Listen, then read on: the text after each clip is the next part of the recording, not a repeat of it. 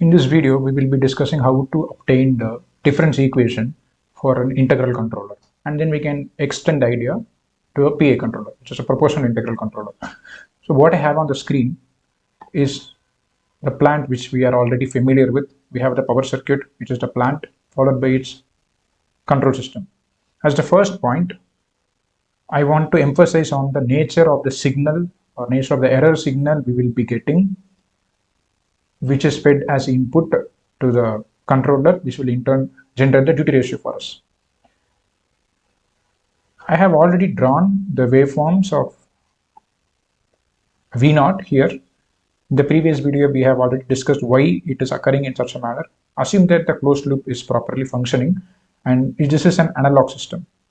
In the analog system, we could see that the output voltage will be continuous, and we are interested, the goal is to examine the error wave. This is the goal, to examine the error wave, how the error waveform is looking. So we know that error is nothing but the difference between reference voltage and the output voltage. So this is the equation which you will get. I am interested to find out the waveform of this. Now I already know my Vref is constant. In our case, it is 12 volt. It is a constant. First, I am rewriting this equation like this so that plotting that becomes easy. So first I am inverting this V0 to obtain this minus V0 here. This is the same equation. I've just written Vref after V0 here. First, this is my V0 waveform. This is settling at V reference, the steady state. If I'm inverting that waveform, I will get something like this. And plus Vref means I'm shifting the entire waveform upward by DC value of Vref. So I will get an error waveform like this. Initially, the error will be maximum, which will be Vref. Here it will be 12 volt because initially the reference will be 12. However, the output voltage will be 0, assuming the uncharged capacitor. In that case, the error will be maximum, which is 12, and from there it will drop and settle around 0. That's how this waveform shows. Now this is for analog domain. The moment we come to discrete domain, my output voltage, though it will be continuous, we will take samples of it. So this is sampled V0, which will be like this. This waveform is quite exaggerated to show you the different samples. In reality, these samples will be very close to each other, and the time difference between one sample to another will be, as I told in the previous video, the time difference between one sample to another will be your switching time period, which is 1 by Fs. In this case, our switching frequency is 20 kilohertz. So the time period in between one sample and the another will be equal to 50 microseconds. So for every 50 microseconds, it will take a sample from the output, and the remaining behavior will be the same. But the problem here is this error will be a dotted. This will be a sampled error. Now, if I am having a waveform like this, I can easily convert this into a current, put it to a capacitor, get the voltage across the capacitor, perform the integral action. But now the challenge is having this sampled error. Now, how to integrate this discrete data, how to integrate this discrete waveform to obtain duty ratio, because the integration of this error will obviously give me the duty ratio, assuming that I am considering a simple integral controller for now. So this video mainly focuses on how to integrate this discrete data to obtain the duty ratio.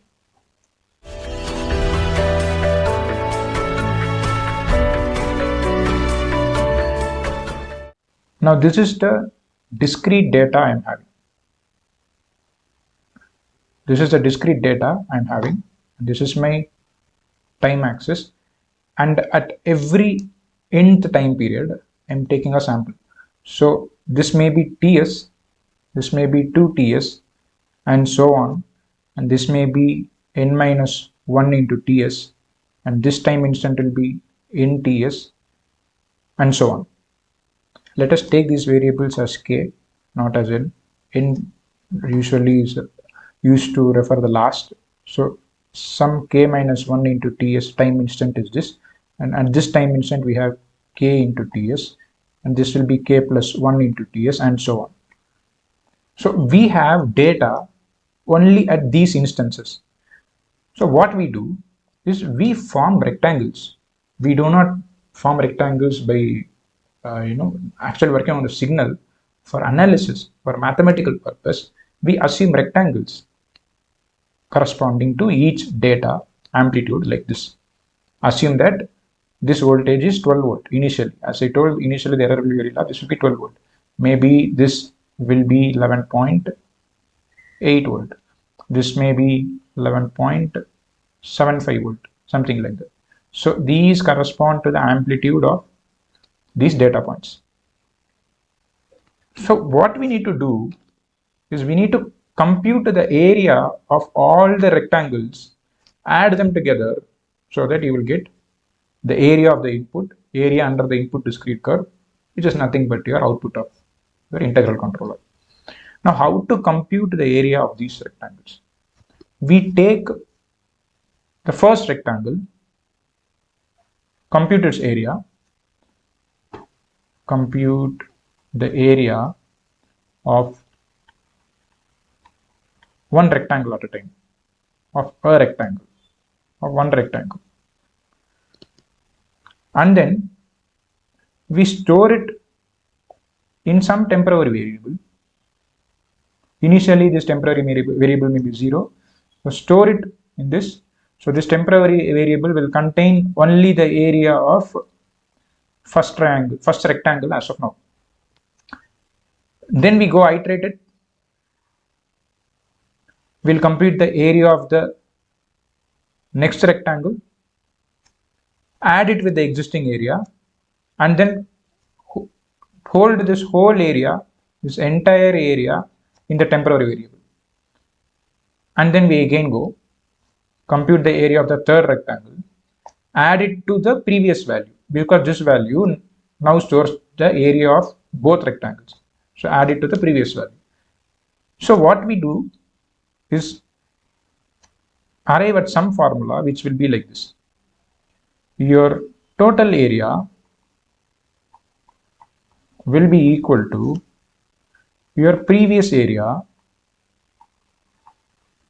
plus area of the current rectangle.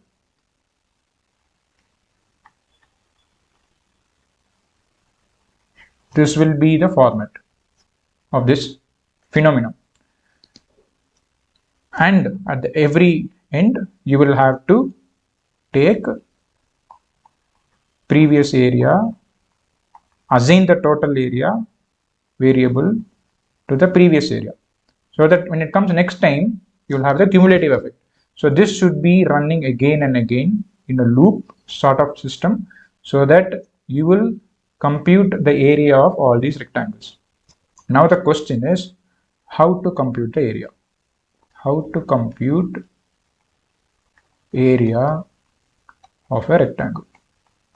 This is a question now. Once we figure this out, we can come back to this and solve this problem.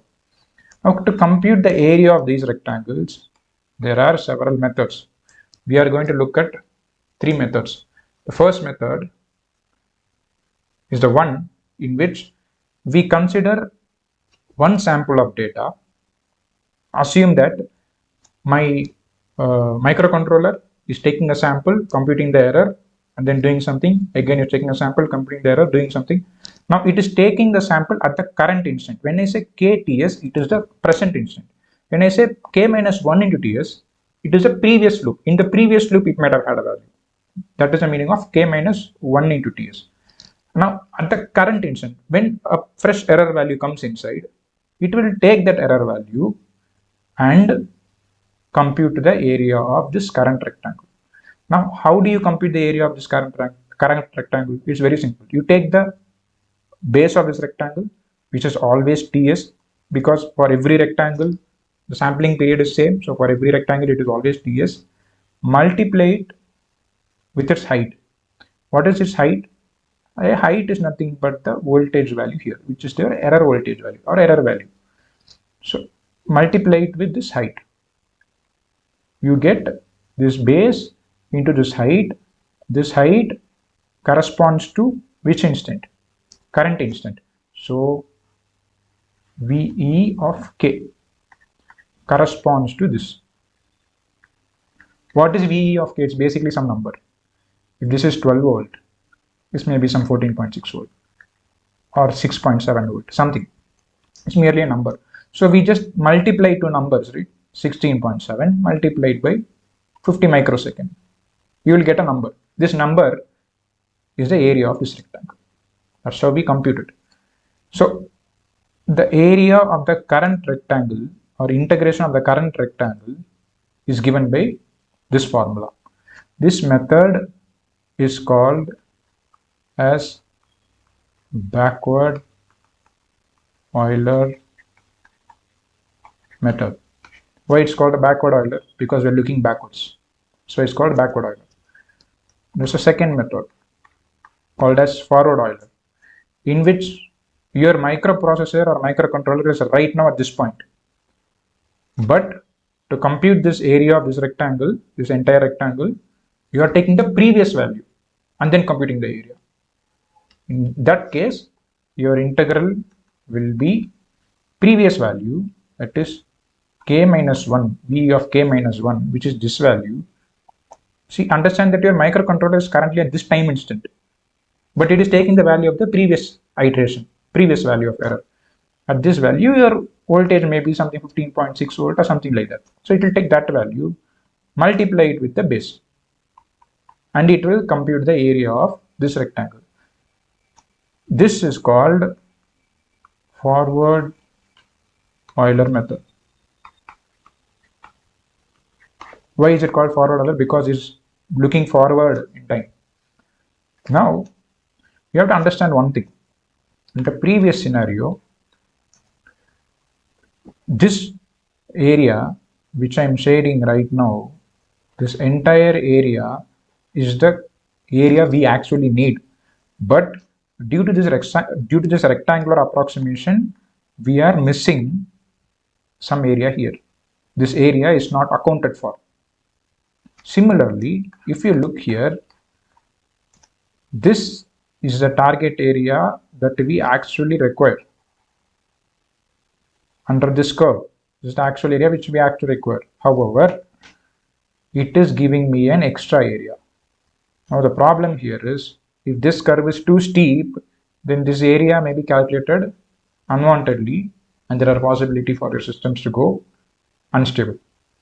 So usually we don't prefer forward Euler. We prefer backward Euler. There is another best method which is called as trapezoidal method. Here we take both the current instant, my microcontroller is here at this point of time, it is operating at that instant. It will take the current error value as well as the previous error value and take the average of it. So when you take the average of it, your actual error value will lie in between these two values, and this shaded portion will be the rectangle which you will be calculating for. So here my current area of this particular rectangle equals base of the rectangle, which is ds as usual, and the height is the average of the current value and the previous value. We denote the current value of VE of k and the previous value of VE of k minus 1. We take the average of these two. Now this will give this shaded area. This method is called trapezoidal method, and this is very popular to use. So we use trapezoidal method for reliable calculation. You can use backward Euler also, but trapezoidal method is slightly better than, or slightly more accurate than backward Euler. Now let us come back to this equation, what we saw earlier. The equation goes something like this. You have your total area under the curve, which is equal to area calculated so far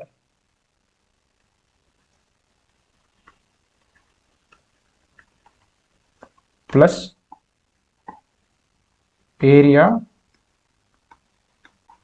of the current rectangle, whichever rectangle you are considering at that point in time. And then you have to do this again and again and keep accumulating it. So what we do is we take total area as it is and take one variable, maybe a temporary variable, plus area of the current rectangle plus this term, and then we store the calculated area in this. This is a programming technique, and we repeat these two steps again and again. After this will execute. So mathematically you can try this out. This is how it works. We take an area accumulated with the previous one. Now the accumulated area forms a new area. Take the next area accumulated with the already existing. Now that becomes a new area. We take the next area accumulated with the already existing one. Now that becomes a new area, like this. We keep doing this again and again. Now this is nothing but your difference equation. Now why is it called a difference equation? Your difference equation will look something like this. Whenever I say area, that is area under the error curve, what is my output of the controller? My output of the controller is nothing but my duty ratio. So I can rewrite this equation as duty ratio D as duty ratio D equals previous duty ratio plus area of the current rectangle, which is height into base. What is the height? Average of two samples. So VE of K plus VE of K plus 1 by 2 multiplied by TS. This will be my equation. Hold on for a second. This is not a complete equation. Now if you do this, this may work, but not in an optimized way. So how do you make this work in an optimized way? Is you introduce the Ki here. Now that is the main part. Now that Ki is a specific value meant for your system. We have to understand that even if you are designing a buck converter and I am designing the buck converter, taking the same switches, taking the same inductance specifications, taking the same value of capacitances, everything is ditto same. Your system is only one of a kind in the entire universe. My system is one of a kind in the entire universe. Because even if you do everything same, the parasitics value may not be equal. There is always the difference in the there is always a difference in the parasitic value between one component to another. So nobody can control it.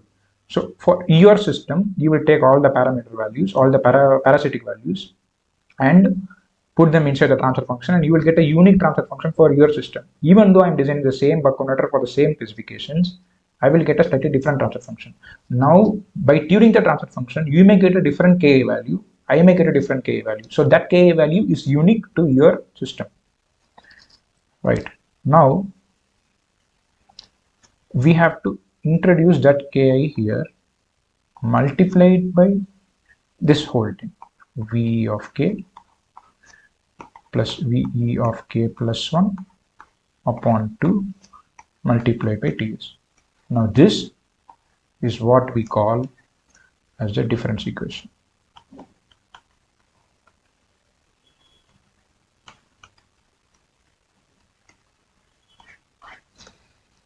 This is our difference equation. You could clearly see that my entire term, which is going to get incremented or decremented with this previous value, is dependent on some factors. It is dependent on Ki, which you got by tuning your integral controller with respect to your plant. And in the earlier part of this series, we saw it how to do using MATLAB auto tuning. And it takes into account the current value of error as well as the previous value of error. If your error is very large, maybe in the initial stage when you switch on the converter, then this whole term will become a huge term. So this whole incremental term or decremental term will be very huge, so that the controller will drastically pull your system towards your reference point. That's how you get this sort of behavior. Initially, the controller will rise up like anything and your output voltage will steadily go up and then come and settle here. This period, you have to climb it very fast because your difference is very large. This is your actual desired value, 12 volt. Now you are climbing from 0 volt. So this has to be very fast. So greater the error, the faster it climbs. So this sort of behavior is happening here only because you are taking the current value of error as well as the previous value of error into account and then deciding by what amount I should increment or decrement my duty ratio. So from here to here, the duty ratio incremental value will be very large. Assume that you want to, here in our case, what is the nominal duty ratio? It is 0.5 because you are converting from 24 volt to 12 volt. Assume that I have to get a duty ratio of 0.5. Is it possible that if I keep on incrementing it by 0.001 every time, it will take a long time to go and reach there. However, if this error plays a significant role in deciding by what term it should increment or decrement this duty ratio, it is of great use to us. So once it obtains steady state, then this entire value will be very less. There, slight increment and slight decrement is enough. Now I am introducing a sudden change. Now it has to drastically rush towards the 0.5 duty ratio. So this is how this is important. This is just an alternate approach or a different way of understanding on how to obtain your difference equation. Now if we want a PA controller to be present here, just take this equation, just take this entire equation and then add a term like this. So your D will be D previous plus your entire integral term, which I've already told, plus current error into Kp. Kp into current error. Now this will give, this is your integral term, which I have already shown here, this entire term. Now this is nothing but your PA controller's difference equation. Now you can just directly feed this equation. This is just a line of code. This will just be a line of code in your actual microcontroller. So this portion acts as your I controller and this portion acts as your P controller.